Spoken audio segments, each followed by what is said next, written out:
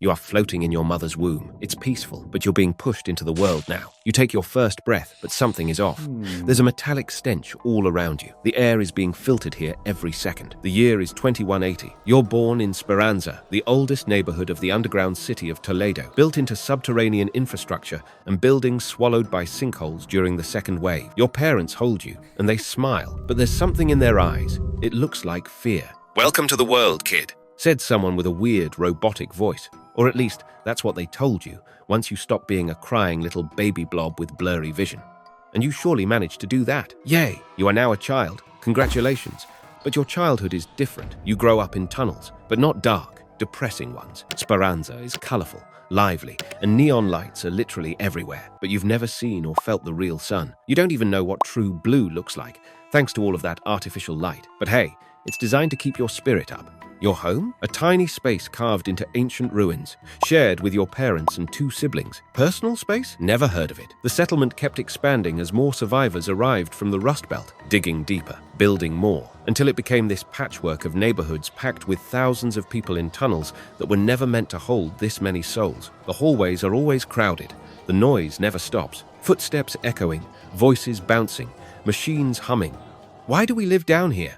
You ask your mum one day. She gets quiet before saying, "Because the machines won't let us live there, sweetie." Your little brain doesn't understand it yet, but it will. Because as you get older, you quickly start learning the truth. The topside used to belong to humans. Huge cities, industrial zones, flashy sci-fi research everywhere, until the machines fell from the sky. They call them Arks, and nobody knows where they came from, but one thing's certain: they came to terraform the planet and take everything.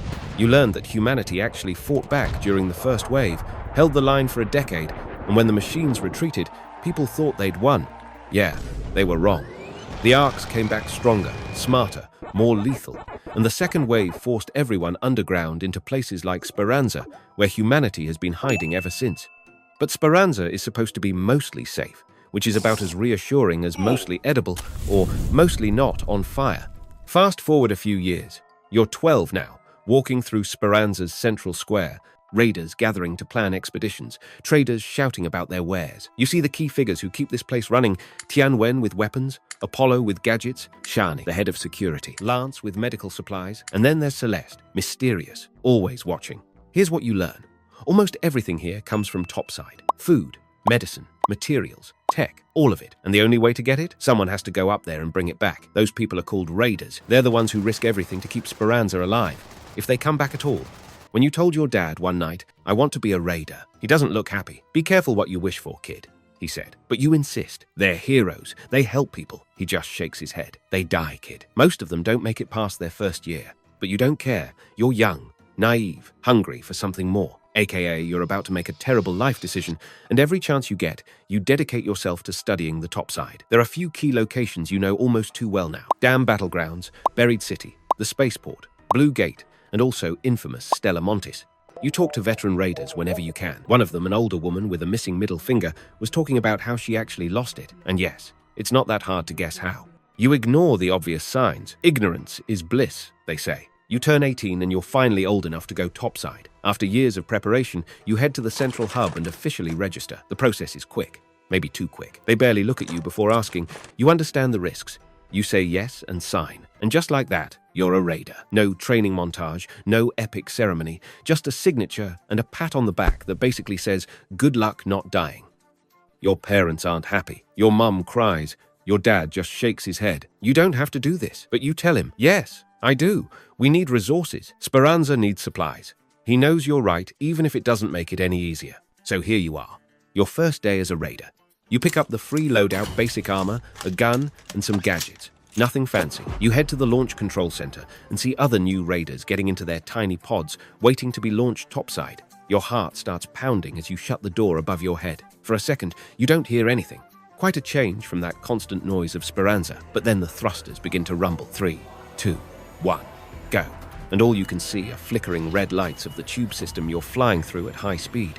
A few moments later, you finally hit topside. You pick the old dam battlegrounds. As you breathe in for the first time, you immediately notice the difference. No metallic stench, no humming, only serene and gorgeous nature with birds chirping above your head. But reality is about to hit you hard. After a few steps, you hear it.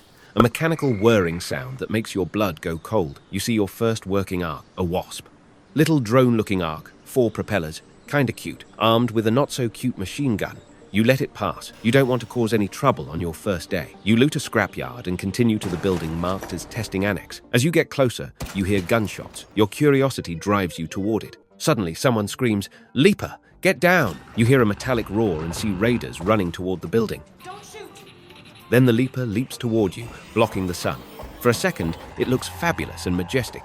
But then, you almost shit yourself with fear. One of the raiders grabs you and rushes you to the testing annex. "Welcome to the topside, rookie," says one of the raiders. You realize this is just the beginning. You extract back to Speranza. You head to the markets, sell your loot, and head home. The next few days are about the same.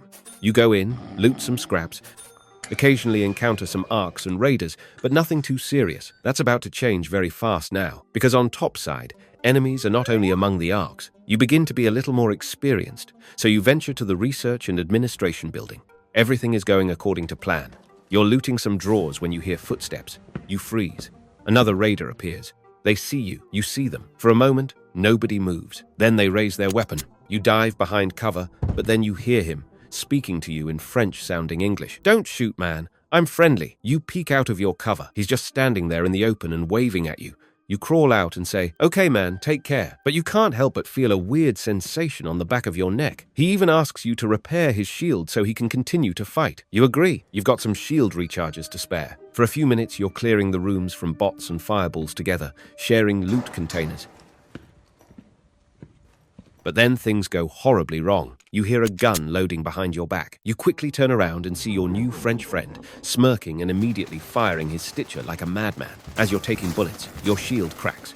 You fire a few rounds yourself, cracking his shield too, but it's too late. You drop to the ground, looking at him with contempt. You've never felt so betrayed in your life. And you learn that Santa is just an Ark orbiter very early in your life. You wake up in Speranza, beaten, stripped to the core.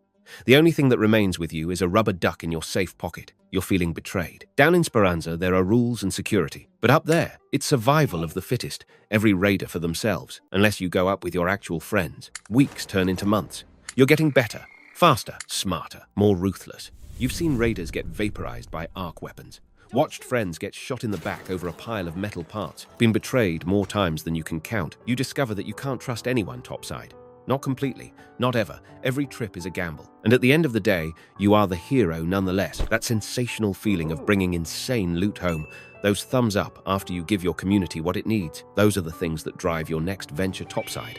Until you get demolished a few meters in front of the extraction zone, shot in the back by a rat raider. Then you really want to middle finger the whole world again. That's all for now. Thanks for watching, Raiders, and don't forget to subscribe. See you in the next video.